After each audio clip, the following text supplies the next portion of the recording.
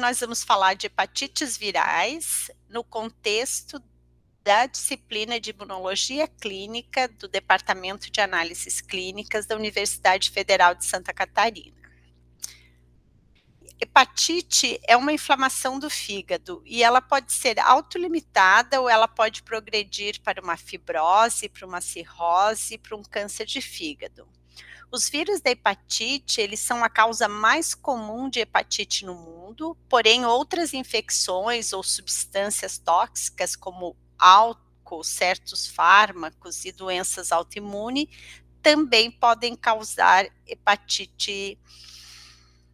Entre os estágios das doenças hepáticas, a doença causada por uma infecção crônica viral do fígado, ela vai evoluir da seguinte forma: com o passar do tempo, vai ter uma fibrose no fígado, posteriormente, em torno de 10, 15 anos, pode se desenvolver uma cirrose hepática e posteriormente evoluir para um hepatocarcinoma celular. Por isso, tão importante o diagnóstico das hepatites virais, especialmente aquelas que podem cursar com hepatite crônica.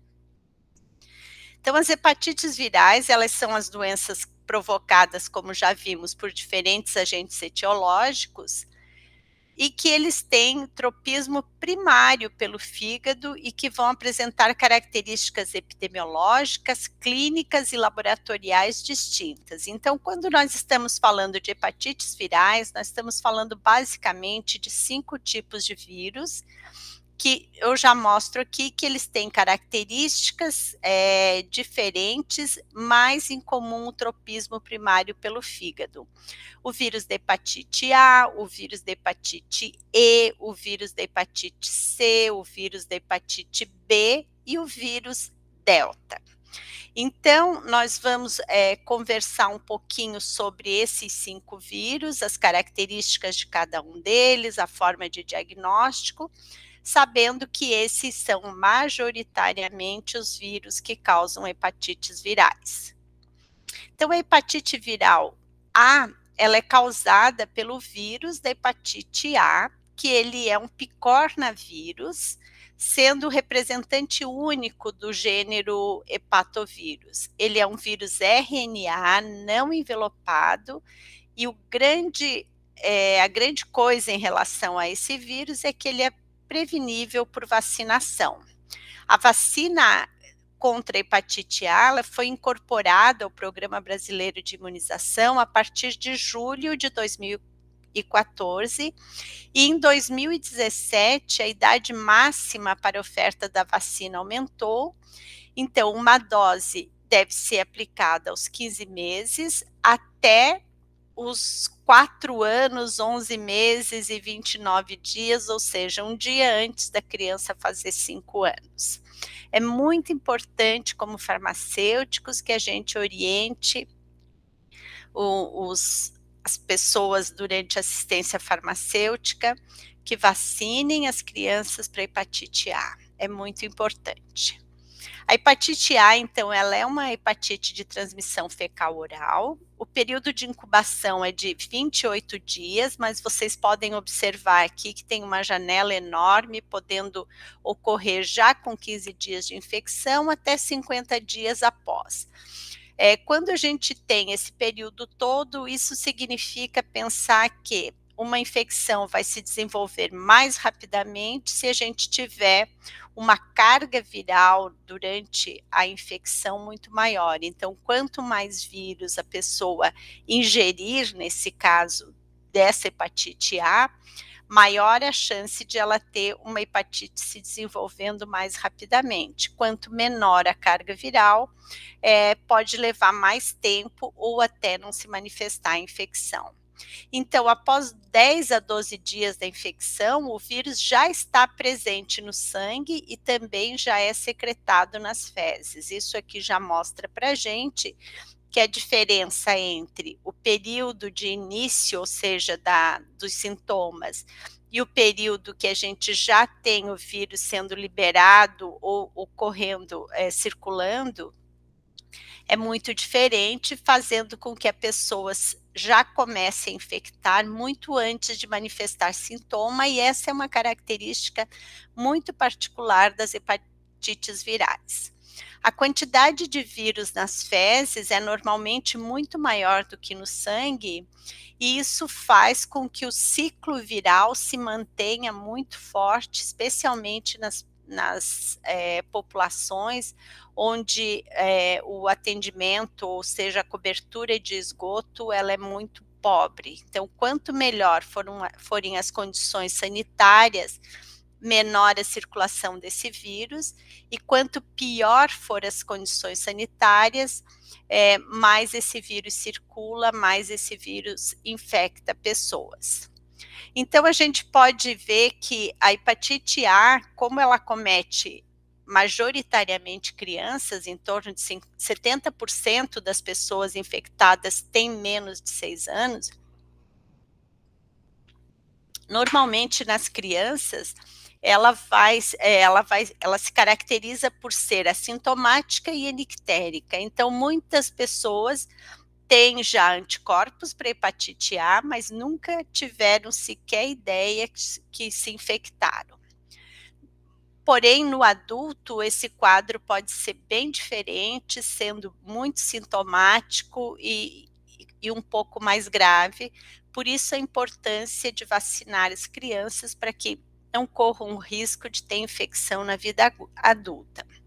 Normalmente, ela, quando é sintomática, ela tem um início abrupto, ela vai cursar com febre, com mal-estar, com náusea, com desconforto abdominal, a urina fica escura e ictérica. E aqui a gente pode ver no mapa mundial onde o vírus da hepatite A circula, ou seja, excluindo Estados Unidos e Canadá, na América do Norte, boa parte da Europa e a Oceania. Todos os outros países têm circulação alta de vírus da hepatite A, e majoritariamente aqui a gente vê países com condições socioeconômicas piores e condições sanitárias piores, caracterizando então a circulação desse vírus. Quando a gente olha as curvas da hepatite A, então, reforçando tudo aquilo que eu já falei para vocês, a gente vê que o tempo entre a infecção, que é esse começo do gráfico aqui, e o início dos sintomas, ele vai variar em torno de 28 dias. Aqui a gente tem a ALT marcando no 30º dia, que é o marcador de início dos sintomas, e essa é uma enzima, ela não é exclusivamente hepática, mas ela é majoritariamente hepática, e a ALT bem alterada, ela vai mostrar inflamação hepática. No caso da hepatite A, então, esse gráfico aqui está mostrando em torno do 30º dia, a infecção com ALT elevada, mas a gente vê que o vírus já circulou nas fezes a partir aqui mais ou menos do 12º dia de infecção, muito antes de a gente ter o pico da ALT, e os anticorpos, eles começam a ser detectados mais ou menos em torno aqui de 28º dia, começando com o RAV IgG, o RAV total aqui, e o RAV IgM, que vai circular por um período de tempo menor. Então, a gente vê que o RAV total, que vai medir depois de um determinado período, o RAV total vai medir basicamente IgG, ele vai se manter positivo praticamente pela vida toda da pessoa infectada. O Manual Técnico para Diagnóstico das Hepatites Virais do Ministério da Saúde, ele traz todos os vírus bem descritos, é um manual bom para ler, e tem aqui alguns fluxogramas mostrando qual é a recomendação do Ministério da Saúde para diagnóstico das hepatites virais. A gente vai ver ao longo da aula que nem sempre se pensa em hepatite só para diagnóstico, algumas vezes tem outras situações pensadas. Porém, o manual técnico que o Ministério disponibiliza é um manual pensando em diagnóstico, por quê? Porque o Ministério tem o objetivo de diagnosticar um número maior de pessoas para dar acesso a tratamento e evitar as consequências mais graves das hepatites. Então, em relação à hepatite A, o que o manual recomenda? Ele recomenda realizar para diagnóstico o teste RAV-IgM, então detectar anticorpo anti-IgM para o vírus da hepatite A. Não tem teste rápido padronizado, não comercializado para o vírus da hepatite A, portanto, todo diagnóstico do vírus da hepatite A deve ser feito em laboratório. E aqui a gente tem alguns exemplos de situações clínicas em relação a exames para hepatite A. Olhem só, aqui a gente tem um RAV-IgM com soro não reagente, ele foi feito por um teste de quimiluminescência, a relação sample cutoff aqui é 0,05, e se espera que uma amostra não reagente tenha uma relação sample cutoff menor ou igual a 1, e esse teste, ele realmente confirma que a pessoa não tem anticorpo IgM. Então, só lembrando, esse laudo aqui foi um laudo que eu fiz para a aula, mas ele tem todos os elementos que a RDC 302 recomenda que um laudo tenha. Então, vocês podem observar que tem todas as informações necessárias aqui, desde a data de nascimento do paciente, o nome social, o nome do médico solicitante, data da coleta, qual é o teste que foi feito, qual é o material que foi usado, nesse caso foi soro, qual foi o método. Então, esse é um laudo completo. Ao interpretar este laudo de um RAV-IgM não reagente, a única informação que a gente pode ter é que esse paciente não está com hepatite A aguda. Então, se a dúvida é, tem hepatite A aguda, a resposta está dada aqui, não tem hepatite A aguda. Porém, esse laudo não pode nos informar se esse paciente é imunizado para hepatite A. Então, aqui a gente tem um outro laudo de uma outra situação clínica, que a gente tem um RAV-IgM soro não reagente, e a gente tem um RAV-IgG também soro não reagente. Então, nesse caso, a gente tem informações melhores em relação a esse diagnóstico. Essa pessoa, se a gente considerar que nasceu no ano 2000, então hoje ela tem 21 anos, ela não tem anticorpos para o vírus da hepatite A, portanto, essa pessoa não foi vacinada e deve ser recomendado vacinação para este caso. Muito provavelmente o SUS não cobre vacinação de adultos para hepatite A, porque no calendário vacinal isso não está colocado. Mesmo assim, vale o investimento numa vacina para hepatite A neste caso. Aqui a gente tem uma outra situação, o RAV-IgM soro não reagente também, o RAV-IgG soro reagente, a gente vê uma relação sample cutoff aqui de 7, e o que a gente pode concluir desse laudo? Esse paciente está imunizado e não é possível pelo teste aqui saber se ele foi imunizado porque ele teve hepatite A, ou se ele está imunizado porque fez a vacinação. Essa informação o exame não dá, mas é suficiente olhar esse teste e saber que essa pessoa não tem risco de uma nova infecção pelo vírus da hepatite A.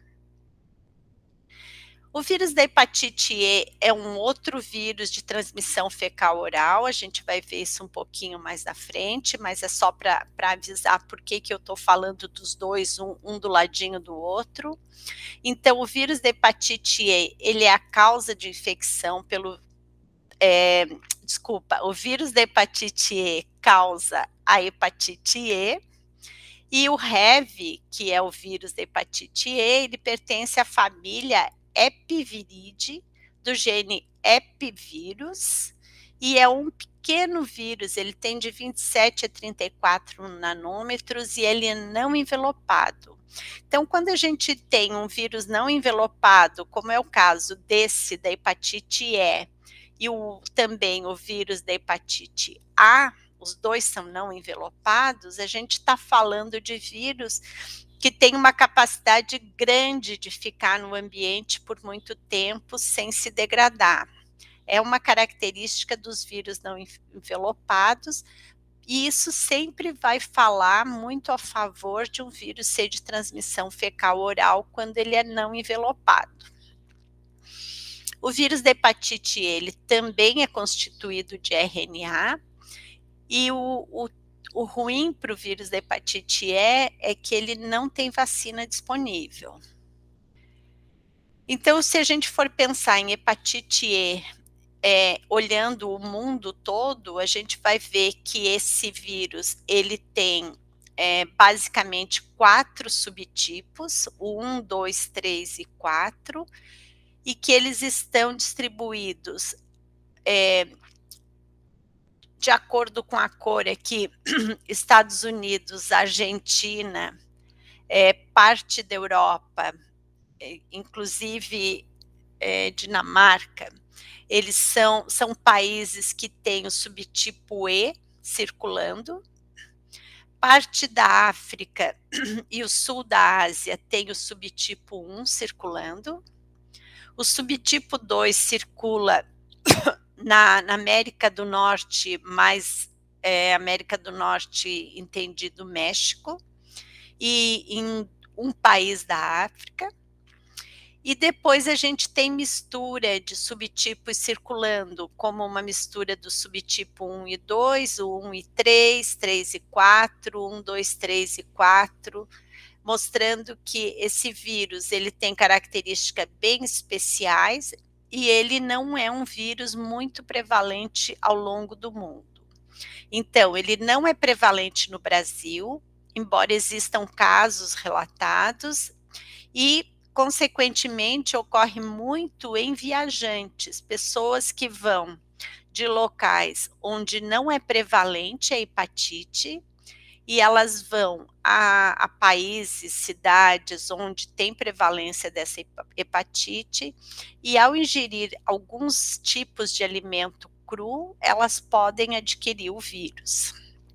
Então, ele é bem comum em viajantes. O diagnóstico laboratorial é feito pela detecção de anticorpos antivírus da hepatite E, mas os testes para detecção do vírus da hepatite E, eles não integram as rotinas laboratoriais no Brasil. E muito menos os convênios cobrem esse teste. Eles não cobrem por quê? Porque não é um vírus prevalente no Brasil, não tem muitos casos, são poucos casos. Então, a detecção normalmente vai ser num laboratório privado e sem cobertura de convênio. E grandes laboratórios ou laboratórios de referência que são capazes de fazer sorologia para o vírus da hepatite E muitas vezes esses laboratórios terceirizam o teste para outros laboratórios internacionais, por exemplo, de países onde a hepatite E é endêmica e o teste é feito rotineiramente. Quando a gente olha as curvas da hepatite E, a gente entende que ela vai ser muito parecido com o que a gente viu na hepatite A, ou seja, o RNA do vírus E, ele vai começar a circular já no sangue da pessoa infectada na segunda semana de infecção.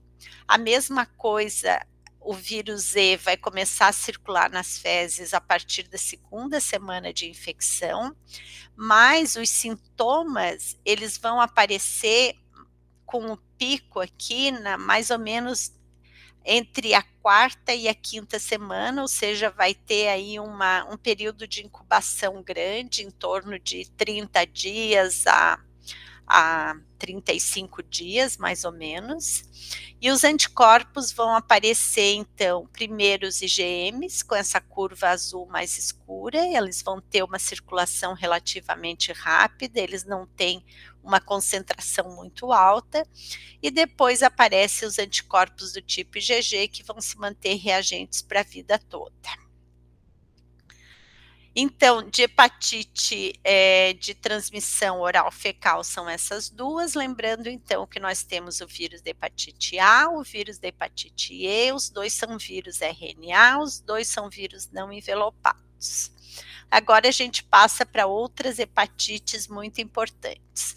A hepatite B, então, ela é causada pela infecção com o vírus da hepatite B, que a gente chama HBV, e o HBV pertence à família Hepadinavirida.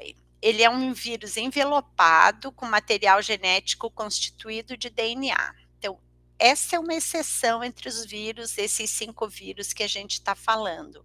O único vírus desses vírus da hepatite que é DNA é o vírus da hepatite B.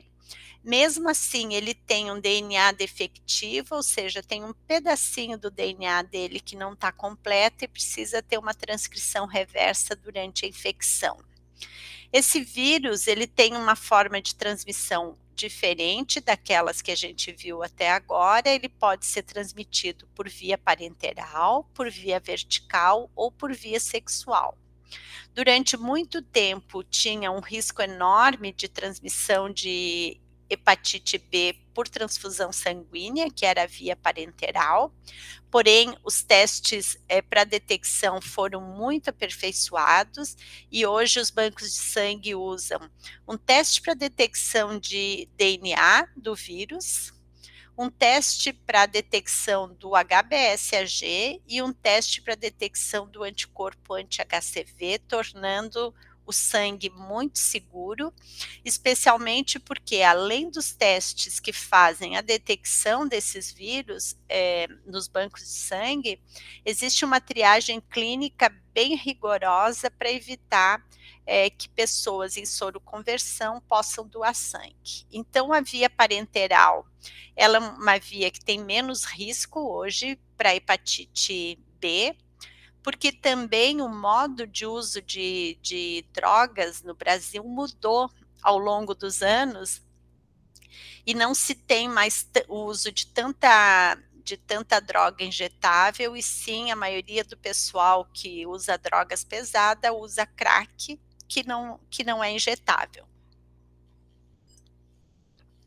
Isso faz com que a via parenteral tenha diminuído a sua importância ao longo dos anos. Outra forma importante de transmissão do vírus da hepatite B é a transmissão vertical, e essa transmissão da mãe para o feto, ela é bem importante. Em Santa Catarina existe uma região no oeste, o extremo oeste de Santa Catarina, é uma região onde tem muita hepatite B por transmissão vertical. E agora, com o tempo, está sendo modificado um pouco esse perfil de transmissão tão grande. Por quê? Porque às vezes as pessoas estão sendo tratadas das hepatites B crônicas e também porque se adotou a vacinação da hepatite B na criança assim que ela nasce, e às vezes o fato de vacinar uma criança cuja mãe é infectada pelo vírus B pode auxiliar muito o clareamento dessa infecção. Então, a transmissão vertical permanece, mas hoje existem algumas abordagens que melhoram um pouquinho. Então, eu poderia dizer para vocês que a via majoritária que temos hoje de transmissão de hepatite B é a via sexual, portanto, a gente pode caracterizar a hepatite B como uma doença sexualmente transmissível, ou melhor, atualizando o termo, uma infecção sexualmente transmissível. A boa notícia para a hepatite B é que ela é prevenível por vacinação. Então, todo profissional de saúde deve se vacinar da hepatite B. E uma das recomendações ao entrar na universidade, normalmente quem entra na área da saúde tem a recomendação também de fazer vacina para hepatite B, o que é muito bom, porque quanto mais pessoas vacinadas para hepatite B houver, menor a chance de transmissão dessa infecção. A hepatite B, ela cursa com mais ou menos 5 a 10% dos casos que cronificam. E a hepatite B crônica, ela vai ser considerada se não houver negativação do HBsAg após 6 meses de infecção. Então, para isso, é importante que a gente conheça muito bem os marcadores da hepatite B. São vários os marcadores dessa hepatite. Mas primeiro a gente vai olhar qual é a distribuição mundial da hepatite B. Se olhar um mapa, a gente vai ver que o azul mais escuro é alta taxa de circulação de hepatite crônica. A B é moderada desculpa, a cinza mais escurinha é moderada e a cinza bem clarinha aqui, ela é baixa. Então, a gente vai ver que, diferente do mapa que eu mostrei para as outras duas hepatites anteriores, aqui, para a hepatite B, o mundo todo tem casos, o que varia é o tipo de vírus que circula em cada local, mas todos eles têm, e a gente vê, assim, uma prevalência bem importante no norte da América do Sul, em toda a área da África abaixo do Saara, uma parte importante da Ásia e sul da Ásia, a Groenlândia e aqui alguns países do Oriente Médio também. Mas ela não deixa de ser importante em todo esse continente asiático e no Brasil também, de um modo geral, a gente tem uma taxa moderada, mas alguma concentração em alguns pontos. Então, o DNA do HBV, como eu já falei para vocês, ele é defectivo, e significa que ele tem uma parte com fita simples que precisa ser convertida em fita dupla. Então, ao entrar na célula, esse RNA aqui, esse DNA, desculpa, do vírus da hepatite B, ele precisa ser convertido, ser reparado, ele vai se tornar um cccDNA, e a partir, então, no momento que ele se torna um cccDNA, é que começa, então, a transcrição de RNA mensageiro, para depois tradução das proteínas, montagem viral e liberação da partícula viral.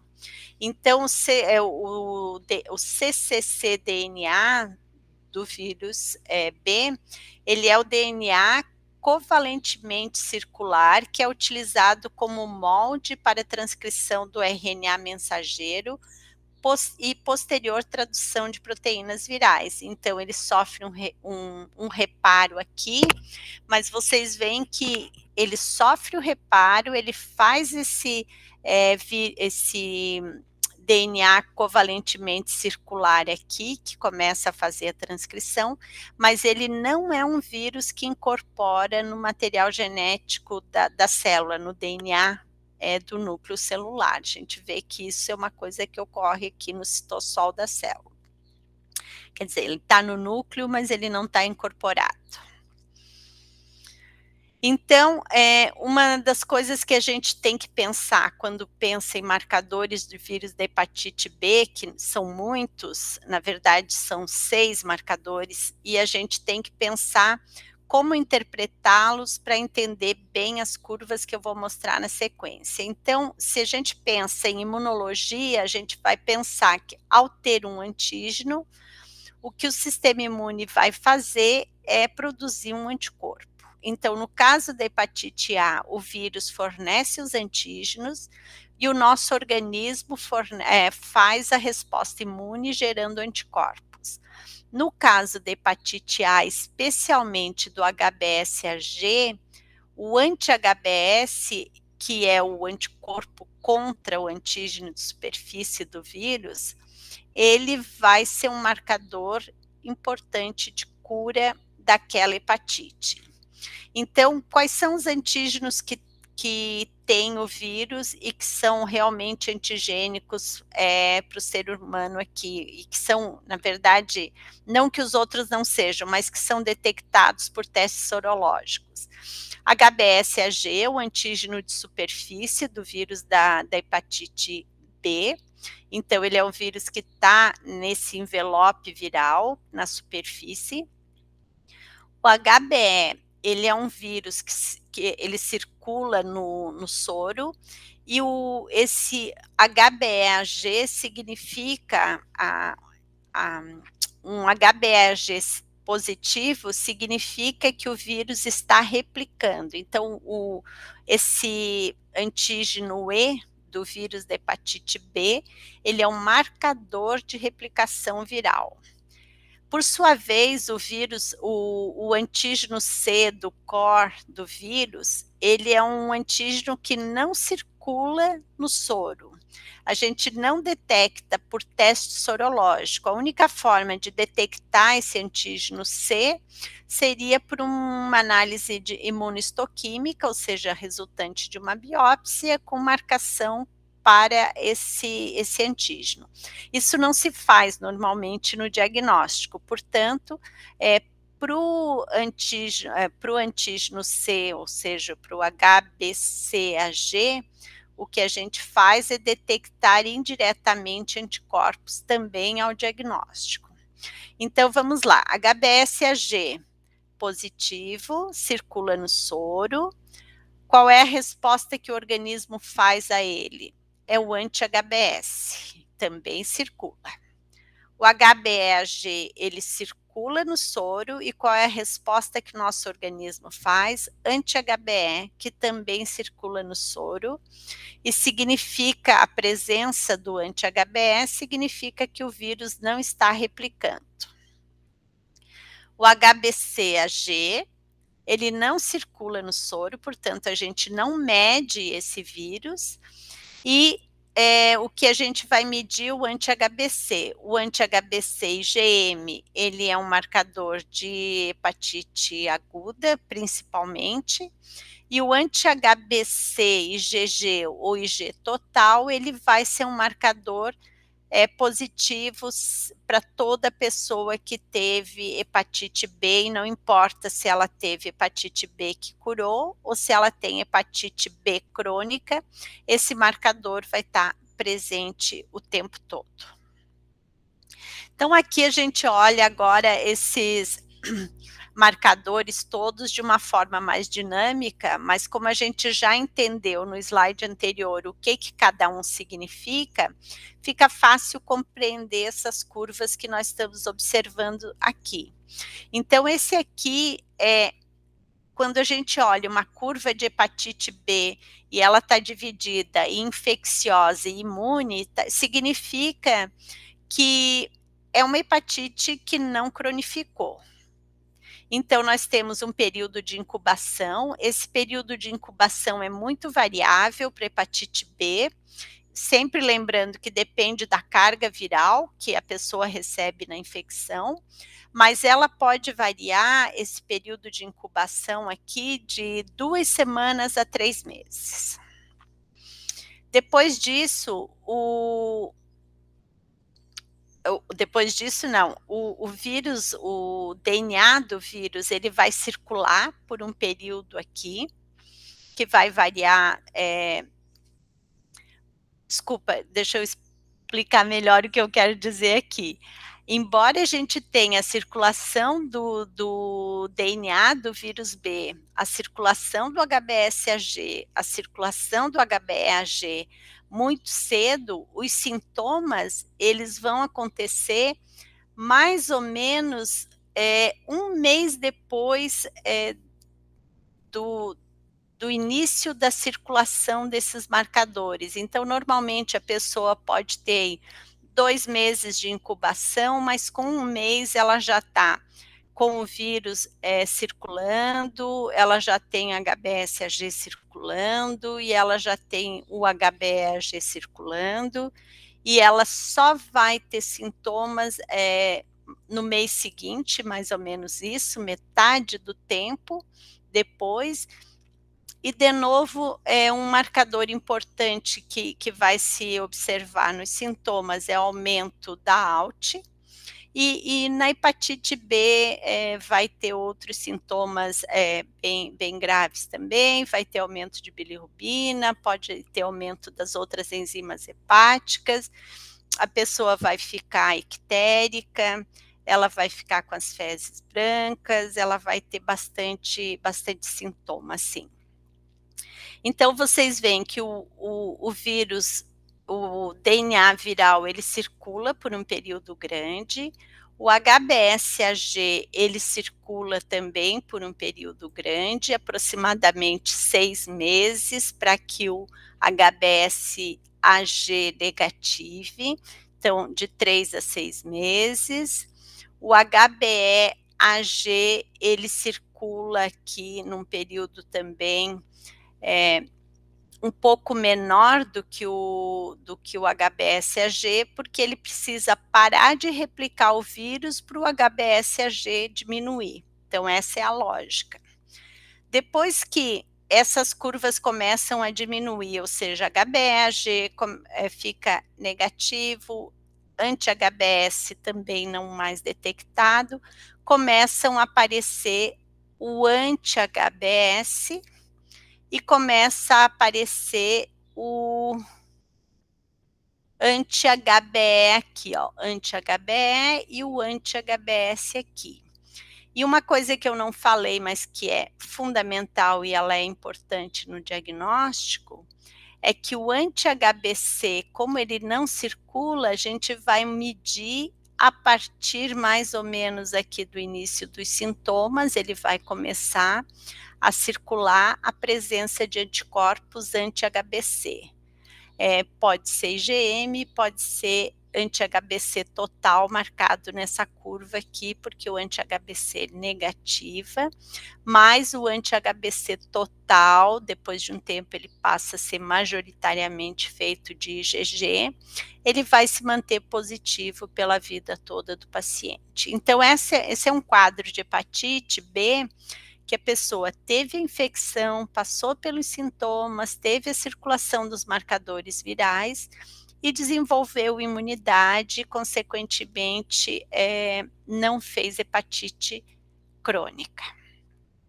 Então, aqui esse gráfico é mais limpo em relação a esse que eu mostrei primeiro, e a gente vê tudo no seu tempo mais tranquilamente. Então, aquilo que eu falei começa aqui, a gente tem o começo do a circulação do HBsAg bem antes do início dos sintomas, a mesma coisa com o DNA do vírus B, e a mesma coisa com HBeAg. Eu gosto dessas curvas porque elas são muito mais limpas. Passa um determinado tempo, a gente já vê que junto com os sintomas aqui vão começar a aparecer o anti-HBc, o anti-HBc IgG e os sintomas, e aqui essa curva representando a ALT. E depois de um determinado período de tempo, que a gente já viu que pode ser 6 meses, então a gente começa a detectar anti-HBs e anti-HBe. E o anti-HBc vai continuar pela vida toda. Então, esse é o marcador aqui de cura importante. Vocês veem que esse gráfico deixa bem claro que pode ter uma janela entre o desaparecimento do HBsAg e o aparecimento do anti-HBs, ou seja, pode ter um período que você não detecta nenhum nem outro, mas vai detectar sempre o anti-HCV, o anti-HBc e também o anti-HBe nesse caso. Quando o sujeito desenvolve uma hepatite B crônica, a gente vai ver que ele não desenvolve aquilo que a gente chamou no outro slide de fase imune. Então ele fica numa fase de infecção permanente. E o que que acontece na fase de infecção permanente? Nós vamos ver que o HBsAg ele começa a ser produzido e ele não para nunca de ser produzido, ele fica positivo a vida toda, então a pessoa não faz o anti-HBs, ela não faz, ela fica com HBsAg positivo a vida toda. O anti-HBC, ele vai manter o mesmo comportamento que ele já tinha antes, né, ou seja, ele vai se manter positivo a vida toda, a pessoa tem uma fase de produção de IgM, de anti-HBC IgM, que depois negativa. E uma coisa que então eu queria explicar já aqui para vocês é que, vamos olhar aqui, nós temos um período aqui de 0 a 36 semanas, que dá mais ou menos os 6 meses aí, com a negativação do anti-HBC IgM, e a gente vê que essa doença ela pode avançar por muitos e muitos anos durante a vida da pessoa. A gente já falou um pouco na questão de tempo lá no início dessa aula, mas eu queria mostrar para vocês que, mesmo no paciente com hepatite B crônica, pode haver digamos, uma alternância entre essa resposta de HBeAg e anti-HBe. Por quê? Porque durante um período que a infecção ela é realmente ativa, para ela ser ativa, o vírus vai ter que ficar replicando, portanto, o HBeAg ele é positivo o tempo todo. Ao passar muitos e muitos anos de infecção, a pessoa pode até ter o anti-HBe, mostrando que ela não replica mais, só que aqui, ao fim de muitos anos, o dano hepático já é tão grande que evoluiu para cirrose ou evoluiu para hepatocarcinoma, que não é mais nem o vírus que é importante naquele fígado, claro, ele continua sendo, mas a resposta imune já mudou totalmente. E na pessoa que é crônica, porque adquiriu hepatite B por transmissão vertical, a gente vê muito claramente uma alternância entre fases agudizadas e fases menos agudizadas da infecção, e, portanto, pode ter uma alternância entre HBeAg e anti-HBe, tá?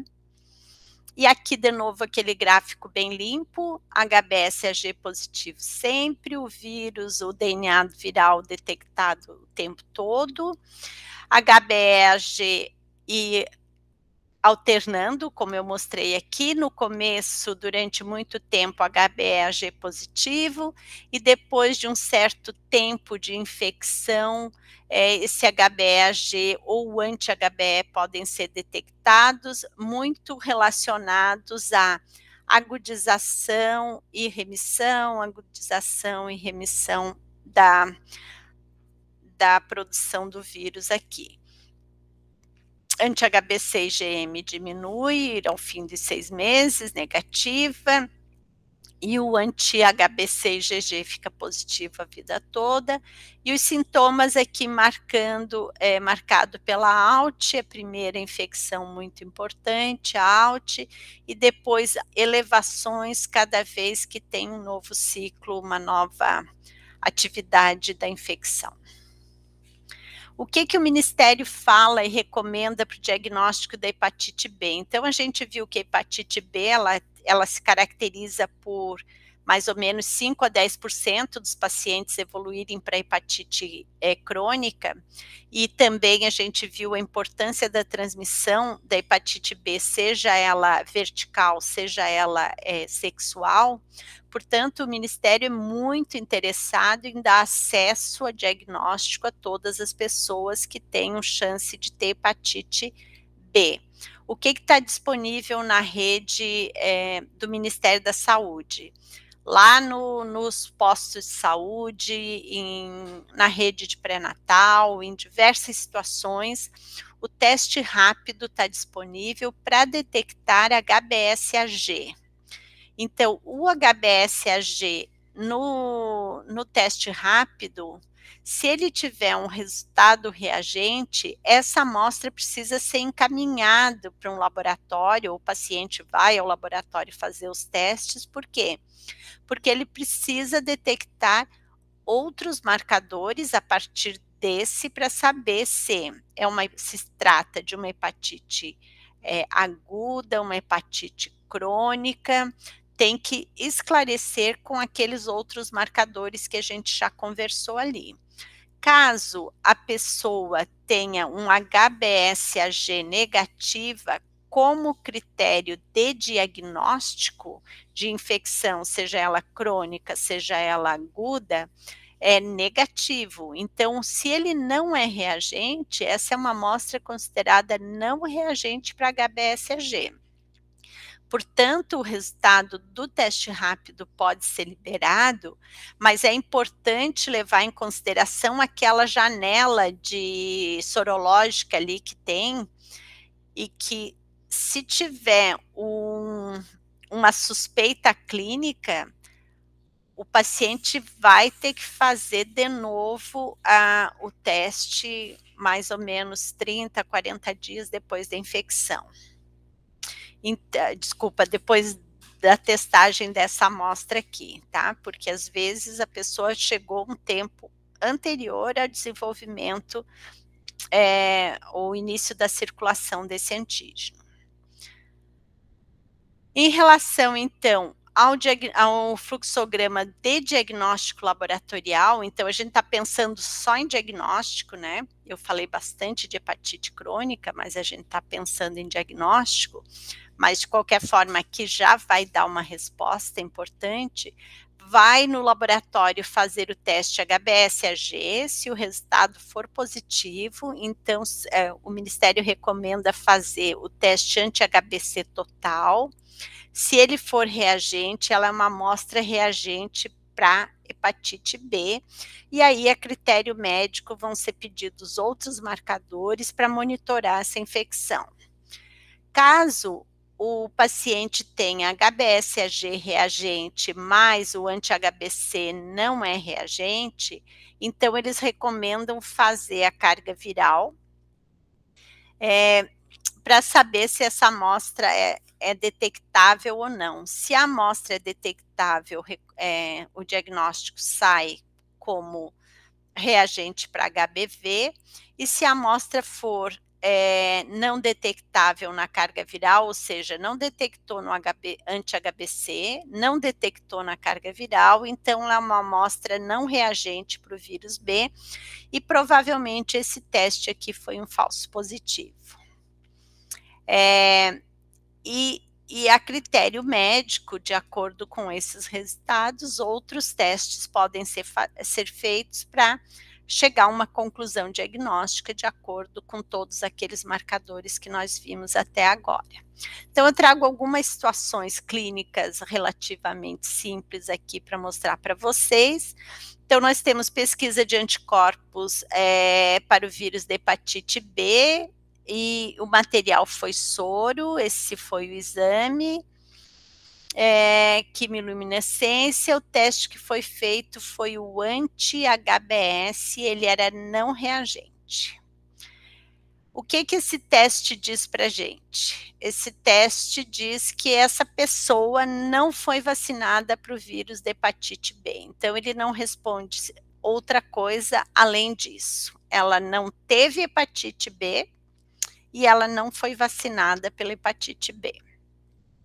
Então, já fica a informação aqui. A vacina para o vírus B é feita com antígeno de superfície da hepatite do vírus B. Portanto, a pessoa vacinada, ela desenvolve anticorpo anti-HBs. Aqui nós temos duas situações. Nessa situação, a pessoa fez o teste anti-HBs, e ele é reagente, 15.000 unidades internacionais por ml, e essa outra situação, a pessoa fez o anti-HBS com as mesmas 15.000 unidades por ml, e o resultado foi reagente, né? E ele fez também o anti-HBC total reagente. Então, esses são 2 pedidos médicos que podem vir de maneira diferente, porque aqui o médico queria confirmar que essa pessoa teve hepatite B. Esse teste confirmou que essa pessoa teve hepatite B, ela não é crônica, porque ele já tem anti-HBS, e o anti-HBC é reagente, ele é um marcador que vai ficar positivo a vida toda, mesmo nas pessoas que não cronificam. E aqui, muito provavelmente, o médico queria saber qual era a resposta vacinal dessa pessoa, se ela desenvolveu anticorpos, portanto, ele sabe que a pessoa foi vacinada e ele só pediu o anti-HBS.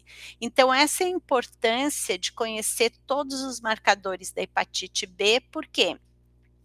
Porque a gente precisa poder usar os marcadores com inteligência, e ao usar com inteligência, a gente economiza muito nos serviços, tanto no público quanto no privado, ao deixar de testar desnecessariamente alguns marcadores. Aqui eu tenho outros exemplos de resultado. Esse aqui é um paciente que tinha hepatite inicialmente aguda, a gente viu, ele tem um anti-HBC IgG reagente, um anti-HBC IgM reagente e um anti-HBS não reagente. A gente vê que ele não tem nada detectado de anti-HBS aqui, ó. Ele, para ser reagente, tem que ser maior do que 10.000 unidades por ml, então aqui. E o HBeAg desse paciente também é reagente, então mostra, e o HBsAg é reagente, então mostra que é um paciente que muito provavelmente tem hepatite aguda e ele está em fase de replicação viral. Passado, então, 4 meses daquele diagnóstico, esse aqui é um resultado do diagnóstico do paciente. Passado 4 meses do diagnóstico, a médica que estava acompanhando esse paciente, ela pediu especificamente 3 marcadores. Ela pediu o anti-HBC IgG, que se manteve reagente, pediu o anti-HBS, que se manteve não reagente, mas vejam que aqui já tem 0, 4, dando ideia que pode evoluir para se tornar reagente, e o antígeno E, mostrando que ele é reagente, ou seja, esse paciente ainda está fazendo replicação viral. E deixa eu ver se é o mesmo, esse aqui é o mesmo, então depois, passados, eu acho que foram 7 meses do diagnóstico nesse caso, a gente tem um anti-HBC reagente, se espera isso, né, não se espera nada diferente, o anti-HBC IgM já é não reagente, então ele já passou aquela fase aguda. O anti-HBS, que aqui ele era 0,4, aqui ele já é reagente, com 12.000 unidades internacionais por ml. O HBeAg é não reagente, ou seja, esse vírus não replica mais. E o resultado bem interessante é que o HBsAg ficou não reagente, ou seja, essa pessoa é uma pessoa que converteu, e ele tem agora anti-HBS, e significa que ele teve uma hepatite B aguda que não cronificou. Então, esse paciente está curado do vírus da hepatite B. O outro modo, outras combinações de usar também os marcadores é mais ou menos um que eu já mostrei, HBsAg, anti-HBC, anti-HBS. Se tiver anti-HBS positivo, anti-HBC positivo e HBsAg negativo, significa que a pessoa teve hepatite e não cronificou. HBsAg positivo, anti-HBC positivo e anti-HBs negativo, significa que essa pessoa ou está com hepatite aguda ou ela é uma hepatite crônica, e aí outros marcadores podem ser interessantes, ou pelo menos o tempo pode ser interessante para definir se passados os 6 meses da infecção, o HBsAg ainda continua positivo. E o HBeAg e anti-HBe são marcadores que vocês, eu já falei para vocês que durante a hepatite crônica ele pode aparecer um ou outro, e também ele é um marcador bem importante no tratamento da hepatite B crônica, porque se deseja que, com a resposta viral sustentada do tratamento de hepatite B, a pessoa fique com anti-HBe, mas esse é um marcador bem importante também para avaliar um pouco da resposta do tratamento. A hepatite B, então, existe um protocolo clínico e diretrizes terapêuticas para hepatite B com infecções. Eu recomendo que vocês leiam e prestem atenção muito, porque tem ali uma questão terapêutica importante, a participação do laboratório importante. E o objetivo, então, principal do tratamento para hepatite B é reduzir o risco da progressão da doença hepática e de seus desfechos primários, especialmente a cirrose, o carcinoma hepatocelular e o óbito. Não houve ainda um avanço muito importante no tratamento para hepatite B, mas é importante conhecer e é importante saber quais são os outros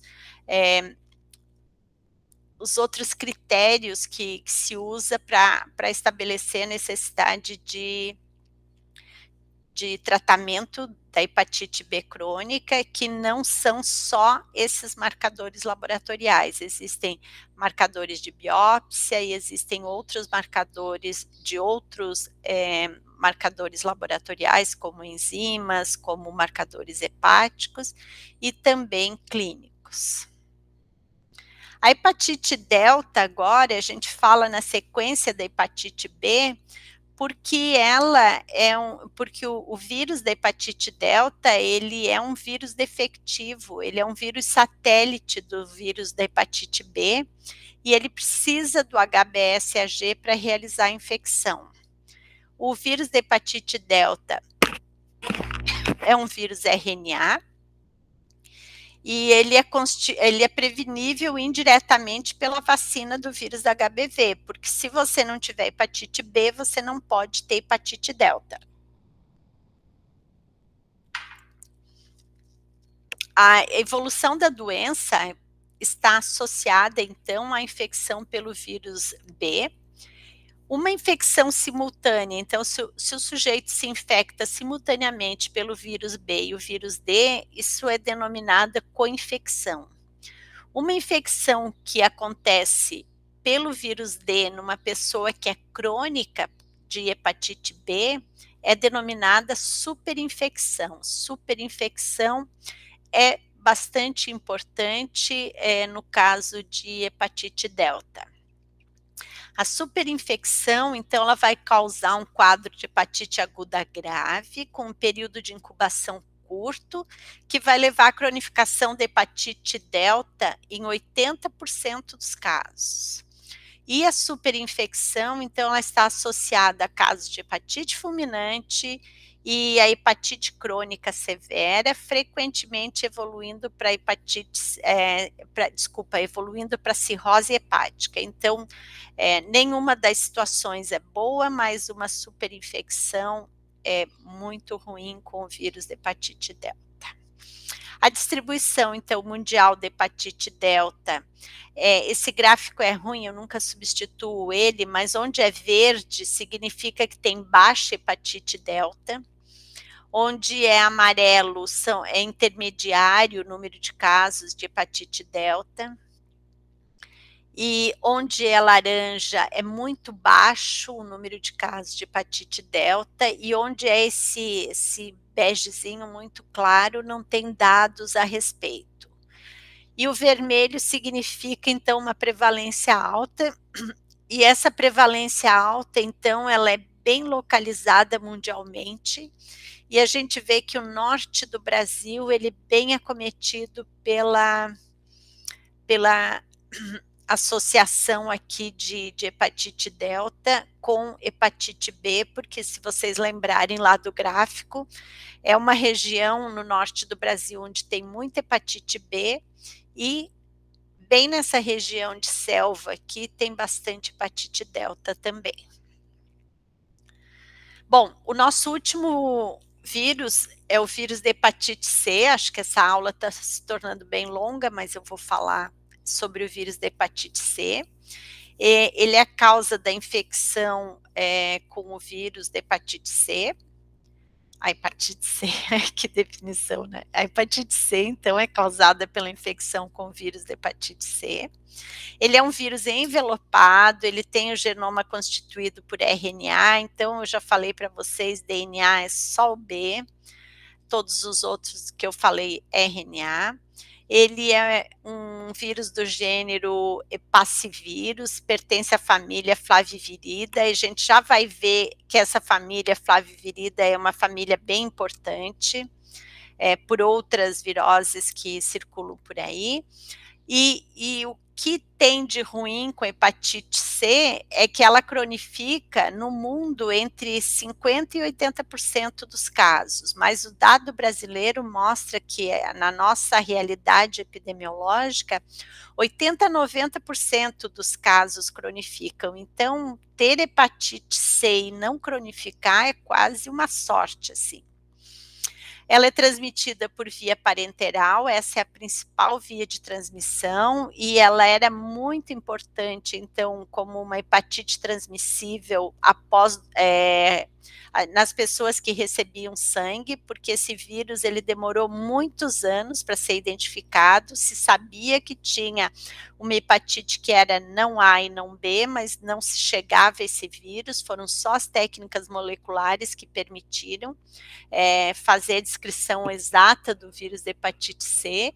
Então, a via parenteral é importante, vocês devem ver que tem campanhas na televisão chamando as pessoas que até a década de 90, mais ou menos, tiveram cirurgias com transfusão de sangue ou transfusão de sangue por algum motivo para testar, porque era grande o número de pessoas que soroconvertiam. Então, via parenteral é importante, via vertical também é importante, e a via sexual não está muito bem esclarecida, mas parece que que vem aumentando uma incidência de hepatite C em populações HSH, que são a população de homens que fazem sexo com homens. E também a má notícia para hepatite C é que não tem vacina para ela. Então, quando a gente olha os flavivírus, nós vamos ver que eles são uma família de vírus bem importantes, por quê? Porque a gente tem os flavivírus que transmite doença por carrapatos, que são doenças importantes. Nós temos os flavivírus que são pestiviroses, que são vírus transmitidos por algumas, acho que são pulgas que transmitem a peste, e flaviviroses transmitidas então por mosquitos, e aqui a gente tem o vírus da dengue, o vírus da febre amarela, o vírus do oeste do Nilo, e a gente tem então os flavivírus hepaciviroses, que são transmitidas por sangue, e aqui nesses vírus a gente tem os vírus da hepatite C.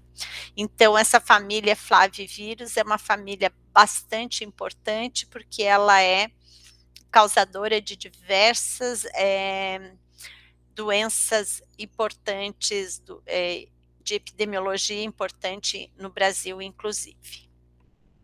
Então, o vírus da hepatite C, ele é um vírus que tem uma característica interessante, ele entra na célula, ele vai ter um momento de fusão com a membrana celular na entrada, ele vai ser liberado no DNA, no citosol, né, no citoplasma da célula.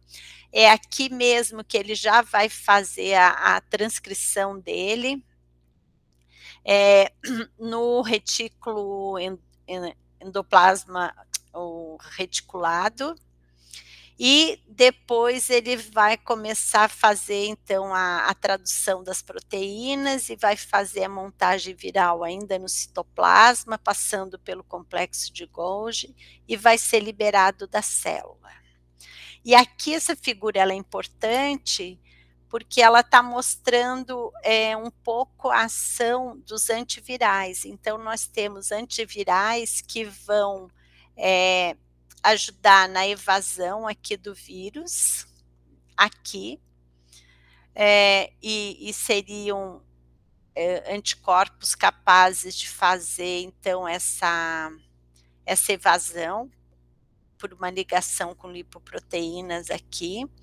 A gente tem os inibidores das proteínas não estruturais 3, a gente tem os inibidores das proteínas não estruturais 5, e a gente tem os inibidores das proteínas não estruturais 5A e aqui 5B, e esses são os medicamentos que estão disponíveis. Aqui nós temos lipoproteínas fazendo essa evasão aqui da infecção viral. Aqui nós temos uma interferência no processamento das poliproteínas. Aqui nós temos interferência na replicação do genoma e aqui uma interferência na montagem e replicação, então, desse genoma viral. Então, existe uma possibilidade bem boa hoje de tratamento para o vírus de hepatite C. Então, os antivirais de ação direta, eles visam 3 proteínas, que é a protease não estrutural 3,4A, que é necessária para processar a lipoproteína viral, a fosfoproteína NS5A, que regula a replicação do RNA e a montagem do vírus, e a polimerase de RNA dependente de RNA viral, que é uma NS5B, que catalisa o genoma, a replicação do genoma. E as terapias combinadas que hoje estão disponíveis, eu mostro aqui, aqui é o manual.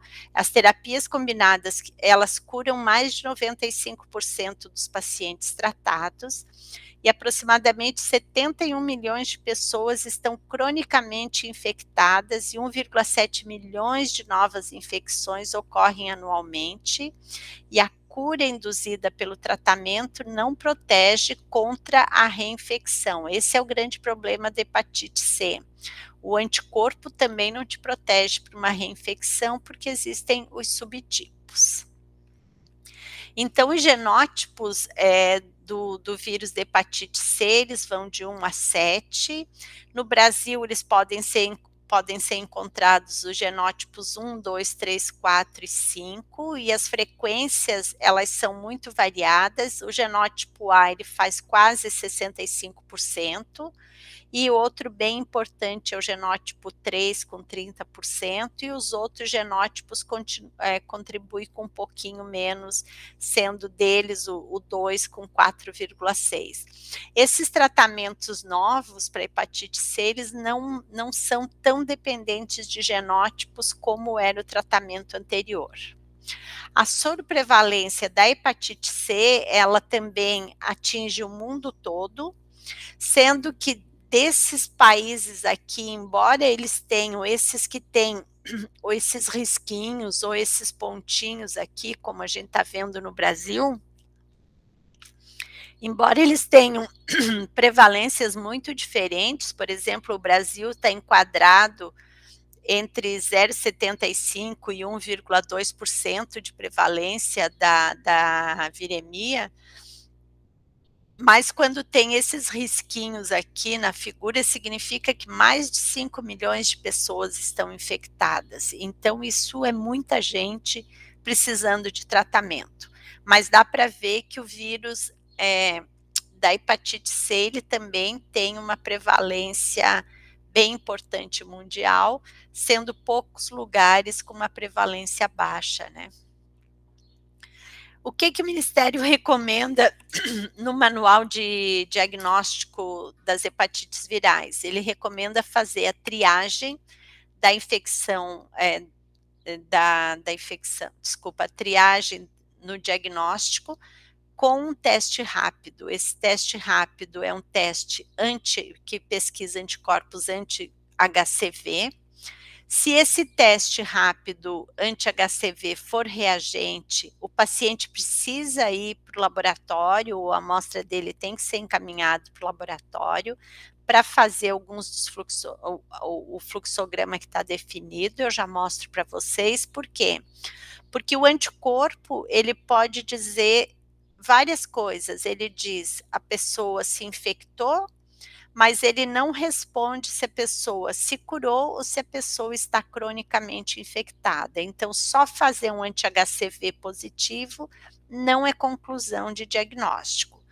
Se a amostra for não reagente, o resultado pode ser liberado com teste rápido, mas sempre tem que pensar que se tiver dúvida ou suspeita de infecção, tem que repetir o teste com um tempo maior em relação ao tempo de incubação da infecção. Uma vez que a amostra foi para o laboratório para esclarecer, o que faz no laboratório? Repete o anti-HCV, agora com um teste de laboratório, normalmente é uma quimiluminescência, e o resultado, se ele for reagente, o que eles mandam fazer? Fazer a carga viral. Por quê? Porque a carga viral, a quantificação do vírus, vai mostrar se essa infecção é crônica ou se essa infecção foi curada. Carga viral não detectável, eles recomendam repetir o teste de quantificação da carga viral após 3 ou 6 meses para confirmação, mas se ela for detectável, a amostra é reagente para HCV. Então, anti-HCV positivo, carga viral detectável, essa amostra é reagente para HCV. Resta agora determinar se é uma hepatite aguda ou se ela é uma hepatite crônica. Dificilmente uma hepatite C é diagnosticada na fase crônica, na fase aguda. Por quê? Porque ela não tem muita sintomatologia no início da infecção. Normalmente ela é mais aguda, mas eu diria que seria quase uma sorte identificar uma hepatite C aguda, porque iniciando o tratamento imediato, a chance de clareamento viral é bem importante. Porém, a maioria dos casos faz diagnóstico já na fase crônica. Isso aqui eu só queria dizer que o LACEN é o laboratório de referência estadual para fazer a carga viral das hepatites B e C. Então, no estado de Santa Catarina, quem é atendido no SUS tem a amostra encaminhada para o LACEN. E tem um laboratório no Brasil que realiza as genotipagens, tanto do HCV quanto do HIV. E aqui era um teste anterior que se fazia, que é o Inolipa, é um teste bem legal para fazer a genotipagem do HIV, por detecção em fita, mas ele é um teste absolutamente caro e, portanto, ele foi descontinuado e a carga viral dá conta de responder, a genotipagem dá conta de responder quais são os tipos virais, tanto do HCV quanto do HIV. E, então, em relação à hepatite C, o objetivo do tratamento é a obtenção da resposta virológica sustentada, que se caracteriza pela ausência do RNA do HCV na 12ª ou na 24ª semana após o tratamento da terapia medicamentosa. Então, a hepatite C, reforçando, ela não confere proteção após a primeira infecção, havendo risco de reinfecção, e ninguém mais está falando em cura, mas está falando em resposta viral sustentada, porque parece que o vírus tem feito alguma resistência em relação aos novos tratamentos. Mas as perspectivas com esses vírus, esse tratamento com vírus, com medicamentos de alta atividade antiviral, tem dado excelentes resultados para o vírus da hepatite C.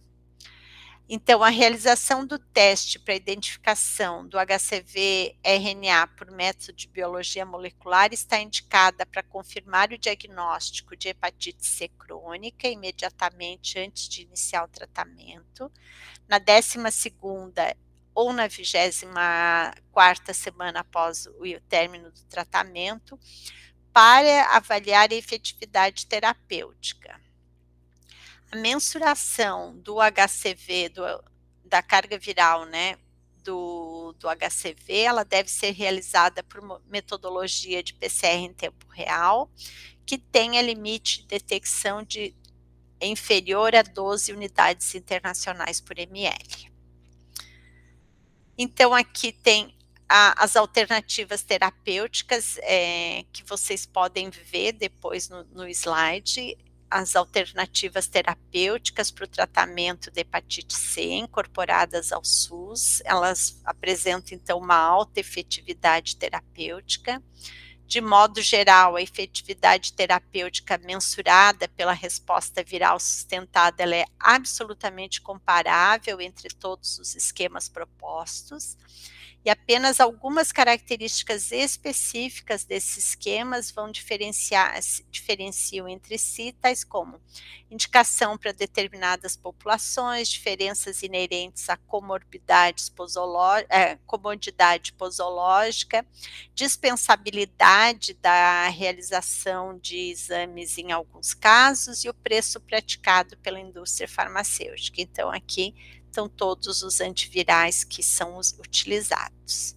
Aqui é o esquema, então, que vocês conseguem consultar facilmente no manual que eu indico ali, vou colocar no Moodle para vocês. E aqui um resuminho, que essa aula chegou ao fim, gente, vocês não aguentam mais me ouvir, né? Então, mostrando qual é o vírus, o que ele tem no genoma, modos de transmissão, período de incubação e período de transmissibilidade. Muito obrigada, espero que vocês aproveitem essa aula.